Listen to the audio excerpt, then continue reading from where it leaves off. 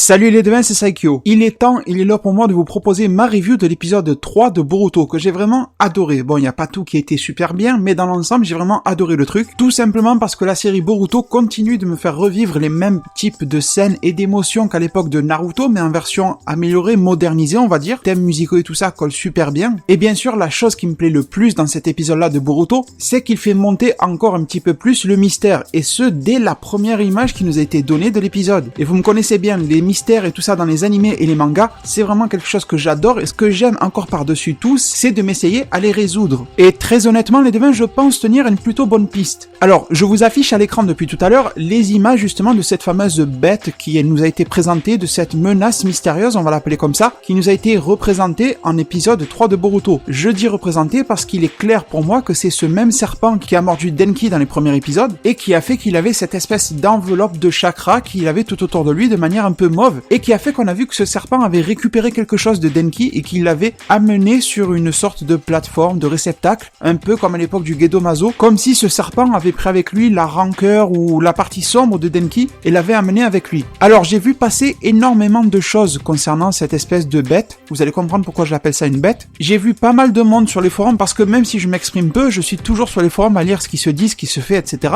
Et je vois que parmi les fans de Naruto et de Boruto, il y a beaucoup de théories sur le retour de tel ou tel personnage, etc. Ce qui serait plutôt cool, certes, ça serait du fanservice. Mais de mon côté, je pense que cette menace-là est plutôt nouvelle. Si vous regardez le design que je vous affiche à l'écran, bon, il est dans l'ombre, mais essayez de bien distinguer ça. Je vais essayer de faire quelques retouches de contraste, etc. pour améliorer un petit peu. Malheureusement, j'ai pas de grosses connaissances en montage photo, donc je vais faire de mon mieux, mais bon, ça devrait pas trop changer. Mais je vais vous expliquer ce que moi je vois en voyant cette image-là. Je vois une sorte de bête assise sur ses quatre pattes, un peu comme une sorte de gros félin, de lion, si vous voulez. Regardez bien, dans cette grosse fumée d'ombre, on arrive à distinguer l'ombre justement de cette chose, et si vous regardez bien en bas, on voit comme quatre pattes de type lion, on va dire ça. Vous voyez que si vous remontez justement, on va partir du bas du corps jusqu'en haut. Si vous remontez, vous voyez que ça fait un peu comme ces espèces de genoux qui seraient arqués, donc forcément comme quand un lion se pose, les jambes sont comme ça, un félin c'est la même chose. Si vous avez un chat chez vous, vous avez vu que quand il se pose, il a les jambes qui partent un petit peu sur les côtés. Au niveau du milieu du corps, on ne peut pas voir grand chose, mis à part qu'il est quand même bien massif. Et au niveau de sa tête, je vais vous zoomer ça à l'écran, vous allez voir qu'il y a une zone d'ombre autour de ses yeux, là, ses yeux rouges. Vous voyez qu'il y a une zone d'ombre qui est beaucoup plus noire que le reste. Et ça me rappelle énormément le visage des singes. Singes ou autres, hein, tout ce qui est macaque, dans le même type. Et autour de ça, vous voyez comme une espèce d'énorme crinière qui monte un peu comme des cheveux en pic à la Dragon Ball Z, sauf que pour moi, ce ne sont pas des cheveux, mais bien une sorte de fourrure, un peu comme un lion. Et ce qu'on voit derrière, c'est bien sûr le fameux serpent qui a mordu Denki et qui a mordu Metal Lee dans cet épisode-là 3. Et je pense, et je suis maintenant quasi convaincu, que ce serpent-là, c'est la queue de cet animal, de cette bête qu'on voit en face de nous. Tout ça ne fait qu'un. Donc si je récapitule, ça nous fait un corps de félin, une tête de singe et une queue de serpent, en forme de serpent. Carrément, le bout de sa queue, c'est la tête d'un serpent. Et ça, dès que j'ai vu ça, ça m'a fait de suite immédiatement penser, pour tous les fans de Bleach, à Zabimaru, le fameux Zanpakuto de Abarai Renji. Quand il se matérialise, c'était une sorte de singe qui avait une queue en forme de serpent. Bon, par la suite de la série, dans les hors-séries et tout ça de Bleach, on avait vu que ça prenait la forme d'une fille avec une queue de serpent. Bon, on s'en fout. Je vous parle de la toute première matérialisation, entre guillemets canon, du Zanpakuto de Abarai Renji. Et à partir de ça, les devins, je me suis dit que c'était pas possible. Il y avait forcément une référence à mythologie, quelque chose comme ça. Et du coup, j'ai creusé le sujet et j'ai quelque chose à vous proposer. Et bien pour moi, ce type de bête qui est en train d'apparaître dans Boruto et de contaminer petit à petit quelques personnages principaux, ça fait référence pour moi à une chimère japonaise qu'on appelle le nu. Bon, c'est vrai que le nom est drôle, hein, le nu, un peu comme la nudité, etc. Ça s'écrit N-U-E. Je ne sais pas comment les japonais prononcent ça. J'ai cru voir que ça pourrait se prononcer nouillé ou nouilli. Bon, alors je vous la fais en bref à l'oral, mais je vous mets tous les liens en description qui vous parleront de cette fameuse bête-là. Aussi bien des liens en français et en anglais, comme ça vous avez un peu de tout. Et comme ça, moi, ça m'évite d'avoir à vous lire des pages et des pages de description. Mais il nous est dit que cette bête-là a le visage d'un singe, il a les pattes d'un tigre, le corps d'un raton laveur japonais, les tanuki, et sa queue est un serpent. Et tout ça forme un seul bloc, une seule bête. Et il y a différentes légendes qui tournent autour de cette bête-là. Déjà le fait qu'il pourrait se déplacer, presque se téléporter, en prenant l'apparence d'un nuage noir, et qu'il pourrait donc voler grâce à ça. Et en prenant cette forme, il deviendrait ainsi invisible des yeux humains. Je pense qu'on est clairement dans la même chose que ce que fait le serpent quand il mord Denki, quand il mord Metal Lee, etc. Personne, à part Boruto grâce à son œil spécial, ne le voit s'échapper. Alors c'est vrai que dans Boruto, on voit, d'après la scène qu'on a eue avec Denki, il semblait que le serpent arrivait à se déplacer déplacer de manière autonome. Mais je pense qu'au final, les deux font un même ensemble, mais probablement que cette bête-là arrive à téléporter avec son nuage sombre, par exemple, que sa queue, que la partie lion, enfin voilà. Je pense que dans Boruto, il y a quand même des petits arrangements, ils sont pas là pour reprendre la mythologie au pied de la lettre, ils sont quand même là pour adapter à leur sauce. Comme c'était le cas avec la représentation du nu dans Bleach avec le Zanpakuto de Renji, voilà, c'était pas la même représentation non plus. Et si je poursuis, on nous dit alors que dans les histoires traditionnelles, les nus apportent avec eux des malheurs et également la maladie. Et il était même dit à l'époque que la mauvaise fortune de quelqu'un, c'est-à-dire le malheur de quelqu'un, était interprété justement comme le fait qu'un nu hantait la maison de cette personne-là. Son apparition serait alors un très très mauvais présage. Et cette espèce de chimère serait aussi associée à tout ce qui est mauvais rêve et ce genre de choses. Donc on est très proche justement de ce thème-là de la noirceur avec ce fameux nuage noir, avec cet aspect de possession des corps qui est reprise dans Boruto, avec ce fait de hanter une maison, de hanter quelqu'un, voilà, c'est un peu la même chose. Et si on se réfère à toutes les histoires, le folklore japonais autour de cette bête-là, on pourrait même commencer à prédéterminer comment ça va fonctionner dans Boruto, si les auteurs de Boruto ont décidé en fait de suivre à la lettre le récit concernant cette bête. Ce qui est fort possible étant donné comment ils nous l'avancent. Quand je dis au pied de la lettre, c'est bien sûr avec un minimum d'adaptation à l'univers Boruto, mais on pourra en dégager des grandes lignes. Et à vrai dire, les grandes lignes sont très très simples à faire ressortir parce que il nous est dit que une bête justement comme ça, un nu s'est installé en 1153, d'après les légendes, etc., sur le palais de l'empereur du Japon qui s'appelait Konoe. Bon, Konoha, je vais pas faire le lien avec ça, mais déjà c'est drôle. Et le nu s'est installé en prenant la forme d'un nuage noir au-dessus du palais, voilà, un peu comme pour posséder la zone, on va dire. Et que, à partir de ce jour-là, l'empereur qui était à Kyoto se met alors à faire des cauchemars tout le temps. Et après ça, il finit par tomber malade. Et il a fallu alors qu'un célèbre samouraï japonais intervienne pour tuer la bête, et il a alors envoyé une flèche dans cet énorme nuage noir, ce qui lui a permis de tuer la créature, et derrière l'empereur a été sauvé, et il a été guéri. Honnêtement, il faut pas s'emballer, c'est vrai, mais il y a énormément de liens à faire. Est-ce qu'on pourrait transposer cet empereur-là comme étant Naruto ? Naruto viendrait à se faire posséder justement par cette bête-là. Voilà, parce que tout simplement, je transpose l'empereur vers le Hokage. Après, qui viendrait le sauver ? On aurait Boruto, on aurait Sasuke, sachant que Sasuke, grâce à Susanoo, peut tirer des flèches. Vous voyez qu'il y a énormément quand même de concordances qui s'ajoutent. Et honnêtement, les devins, je ne pense pas avoir vraiment besoin de vous faire tout un détail, toute une liste des similitudes entre cette chimère nue nouillée et ce nouvel ennemi de Naruto. Je pense que vous avez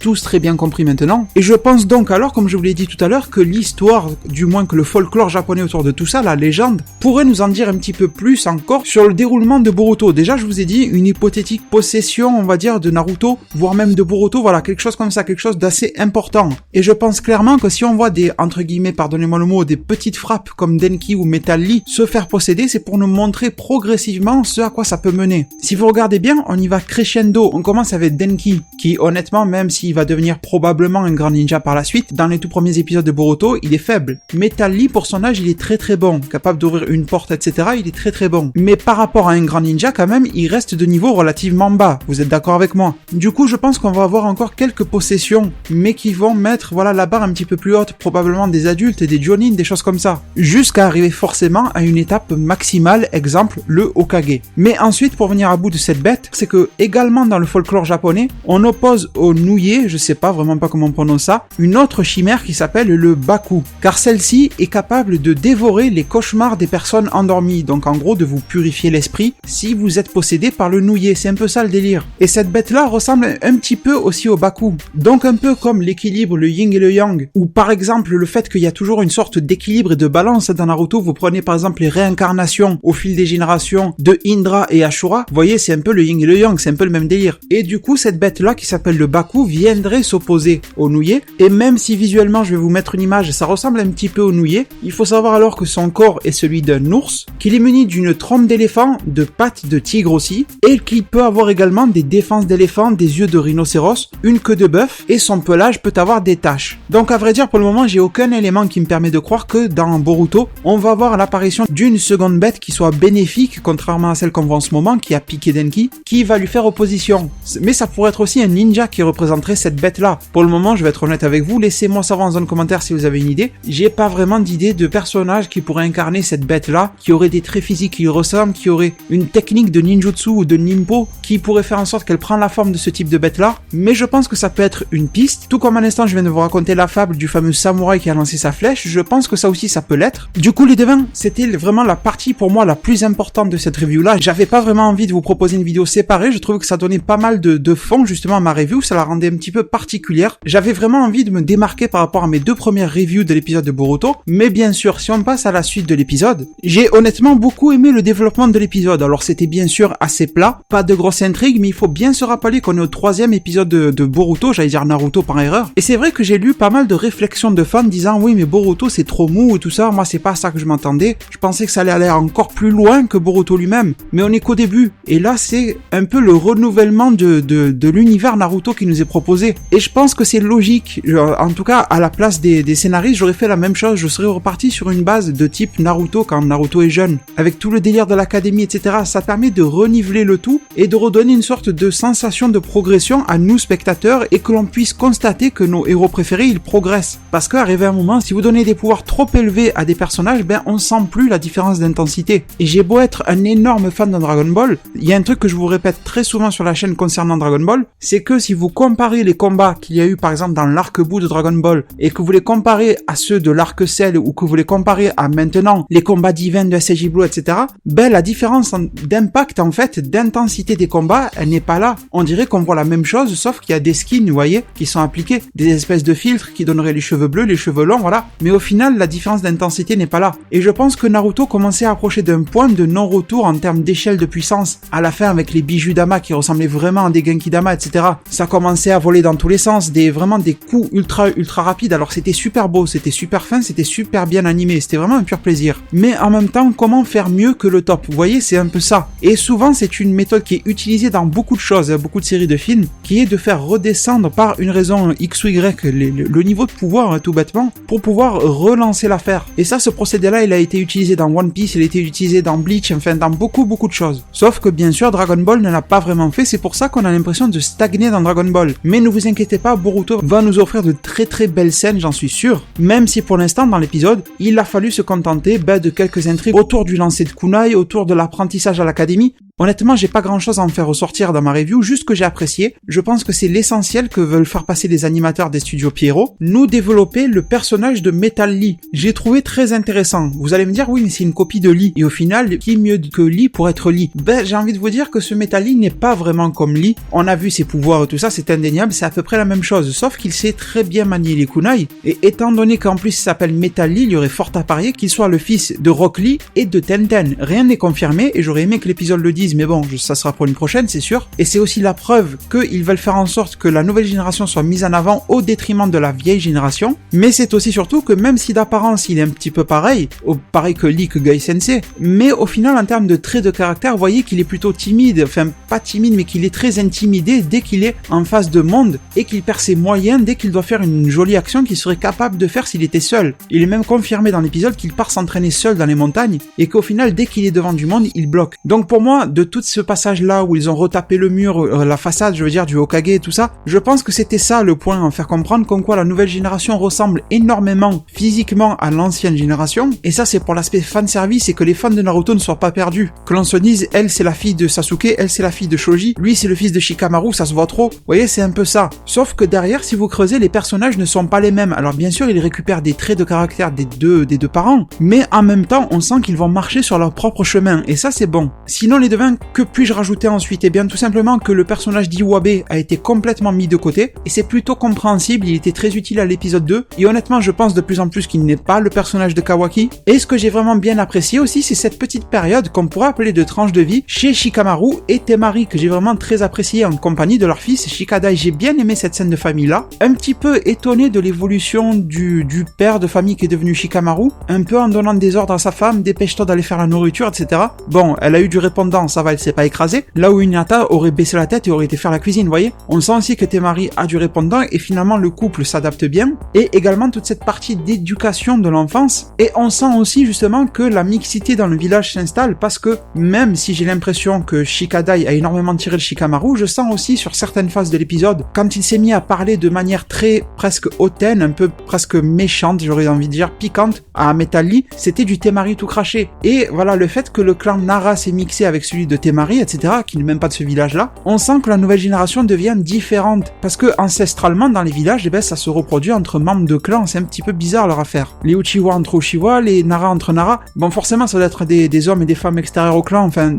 c'est juste le nom qui se transfère, c'est pas forcément des consanguins. Mais au bout d'un moment, on avait l'impression que c'était un petit peu un bouillon de culture qui se concentrait là, et qui se reproduisait entre eux, voilà, c'est un peu ça. Et on sent qu'il y a cette ouverture-là, et comme je vous disais, même si le physique, par exemple de Shikadai, est le même, quasiment, que celui de Shikamaru, eh bien, dans le fond, il est différent en même temps. Et ça, c'est toujours une bonne chose. Et maintenant, bon, je vais pas trop m'étaler sur ça, parce que je vous ai fait tout mon débrief, on va dire, sur la possession, justement, de cette bête qui ressemble au nouillet. Et là, cette fois-ci, c'est Metal Lee qui est possédé par lui. Et on sent justement qu'il y a cette forme, on va l'appeler du chakra, même si on n'est pas sûr, qui le maintient et qui le tient par au-dessus de sa tête. Voilà, on ne voit pas toujours qui le contrôle, mais il y a fort à parier que c'est cette chose, cette bête. Une autre chose que j'ai oublié de vous dire, c'est qu'il y a fort à parier également que cette bête-là agisse pour le compte de quelqu'un ou de quelque chose. J'ai du mal à imaginer une bête mystique se réveiller et en vouloir particulièrement à Konoha, à part si celle-ci était dotée d'une grosse capacité à réfléchir, un peu comme les bijoux, vous savez, quoi, si vous attaquez à Kurama, à Kyuubi, eh bien il va en vouloir au village. Bon, pourquoi pas, mais on en aurait entendu parler de cette bête-là depuis le temps. Donc je pense que cette bête a été créée par quelqu'un, appartient à quelqu'un, voilà, je pense qu'il y a quelqu'un d'autre qui se cache avec cette bête-là, et qui justement lui ordonne de posséder des choses pour les ramener dans le réceptacle dont on a parlé en épisode 2 de Boruto, et dont je vous ai parlé tout à l'heure. Et au final, le combat a été bien, il était vraiment plutôt sympa, on voyait les capacités d'Hyojin, les capacités de réflexion de Shikadai très proches de celles de Shikamaru, voilà, là le côté clan Nara se réveille. C'était aussi très astucieux de combiner les capacités de dessin de Hyojin pour faire croire que c'était l'ombre, enfin voilà, toute la combinaison était parfaite. Je trouve que c'est bien aussi de voir que la jeune génération coopère entre jeunes ninjas qui ne sont pas forcément affiliés par des équipes ou quoi que ce soit. Alors c'est vrai qu'ils sont jeunes, ils n'ont pas encore d'équipes ninja qui sont créées, mais ce que je veux dire c'est que dès la jeunesse de Naruto, on sentait que quand même, il y avait le trio Shikamaru, Shoji et Ino qui existait un petit peu déjà, voilà. Ça ne ressort pas vraiment et je trouve que c'est bien. On a une sorte de village qui va penser comme un seul et non pas comme différents groupes agissant pour le village. Même si après ils vont être obligés de former des équipes parce que c'est le mode de fonctionnement de Konoha, mais en tout cas c'est un bon début. Et on a vu que leur coopération a parfaitement fonctionné, même s'ils sont de clans ultra différents qui n'ont jamais vraiment bossé ensemble. Voilà, ça a bien tourné. C'est pour nous montrer également que la nouvelle génération prend le pas sur l'ancienne. Et disons que j'ai beaucoup aimé cette phase-là de possession de Lee, sa puissance. On a vu quand il a mis un coup de pied dans le mur, il a rentré son pied dans le mur. On sent qu'il a une force énorme. Il a pu se libérer de la manipulation des ombres de Shikadai, voilà. On sent qu'il a un énorme potentiel. Mais j'ai une grosse espérance pour ce personnage, mais j'ai peur qu'elle ne soit pas respectée par les scénaristes. C'est que ce personnage-là de Metal Lee ne soit pas gâché, j'ose le dire, comme l'a été Rock Lee. Je suis un énorme fan de Rock Lee dans ses premières apparitions. Bon allez, je vais être gentil, jusqu'à son combat face à Kimimaro. Même si c'était différent, c'était plutôt sympa. Mais c'est vrai que le combat de Rock Lee contre Gaara, c'était quelque chose qui m'a marqué complètement. L'ouverture des portes, etc. J'ai trouvé le combat de Rock Lee contre Gaara plus épique en termes de taijutsu que les combats de Gai Sensei qu'il a eu contre Kisame, etc. plus loin dans Shippuden. Alors c'est vrai que Gai Sensei contre Madara c'était sympa, mais quand même le Rock Lee il avait envoyé du très lourd dans les tout premiers épisodes de Naruto. Et c'était même une forme de taijutsu qui avait été récupérée par Sasuke, qui n'aura pas duré longtemps d'ailleurs. Quand il s'était battu également contre Gaara, Kakashi lui avait appris. Vous voyez que Rock Lee avec son importance, c'est que d'un coup il a chuté. Et j'espère que ce personnage-là va reprendre le flambeau de Rock Lee et le maintenir tout au long de la série et ne pas avoir sa flamme pendant un petit moment et ne plus vraiment exister. Même si Rock Lee a toujours été présent à l'écran, il a pas trop été utile. Moi qui attendais de le voir réouvrir les portes en manière x10, enfin je parle de puissance, moi qui attendais ça, eh bien au final il aura juste réouvert les portes de mémoire à la fin là, pour aider Gai Sensei justement à avoir quelques ouvertures, à lancer le kunai pour que Minato puisse également s'immiscer. Bon, voilà, ça n'a pas été énorme et je m'attendais à ce qu'il ait un gros affrontement contre quelqu'un et au final ça n'est jamais vraiment arrivé. Et c'est pour ça que quand j'ai vu ce Metal Lee ouvrir une porte un peu malgré lui, je me suis dit c'est cool, c'est bien, c'est fanservice, mais qu'est-ce que ça va devenir par la suite? Un autre personnage dédié au taijutsu qui va être gâché, voilà. J'espère que non, mais je crains que oui, c'est un peu ça. Et au final, les devins en toute fin d'épisode, bien sûr c'est le retour à la maison, avec encore Hinata qui est au fourneau. Himawari, j'adore ce personnage-là, c'est vrai qu'elle est super mignonne, etc. Les deux personnages de Boruto et de Himawari qui se sont un petit peu parlé, comme dans le relationnel de Itachi et de Sasuke, avec Himawari qui veut passer du temps avec Boruto, mais lui il ne peut pas vraiment. J'attendais juste le moment où Boruto allait lui claquer deux doigts contre le front pour lui dire à plus tard. Voilà, c'était un peu la même chose, et ça nous met sur la piste justement que Boruto a tout pour être l'élève de Sasuke, et qu'il mérite mieux Sasuke comme sensei plutôt que même Naruto lui-même ou un autre Jonin ou quoi que ce soit, et que l'association entre ces deux personnages-là devrait être normalement très réussie. Et c'est un petit peu dommage, même si ça a été fait exprès, que la discussion entre Boruto concernant les Byakugan n'a pas vraiment été portée très loin, parce qu'on aurait pu en apprendre plus justement sur cette possession, sur cette manière de voir les choses. Mais en tout cas, on nous met sur la piste, bien sûr, que Boruto a un œil qui est dérivé du Byakugan, mais que ce n'est pas ça. Même si Himawari, à la fin du film, Boruto a développé les Byakugan contre son père, pour le moment, Boruto c'est pas ça, mais il y a quelque chose qui a l'air très utile. Et bien sûr, le manga, si vous lisez le manga, vous en donne un petit peu plus quelques informations là-dessus. Et justement, dans le manga, ça a été développé, les yeux de Boruto, beaucoup plus tard que dans l'animé, et là, il s'en préoccupe directement et de manière beaucoup plus prononcée, donc je pense qu'il y aura tout un truc qui sera autour de ces fameux yeux. Sûrement un développement de nouveaux dojutsu, il y a fort à parier que ça soit ça. Tout ça les devint pour finir sur une phase d'humour un petit peu débile, plutôt bien placée mais débile parce que elle n'a pas vraiment de sens, avec Metal Lee qui va se mettre à être intimidé par un jeu vidéo, qui me faisait beaucoup penser à du Final Fantasy, je sais pas si c'était ça, les Final Fantasy en 2D, je pense que c'était un clin d'œil à ça, et Metal Lee justement, encore intimidé, il s'est mis à péter la console parce qu'il a pas fait exprès tout simplement. Et on a eu Boruto qui s'est mis à crier ma console. J'ai envie de dire, normalement ses parents doivent être en mesure de lui payer.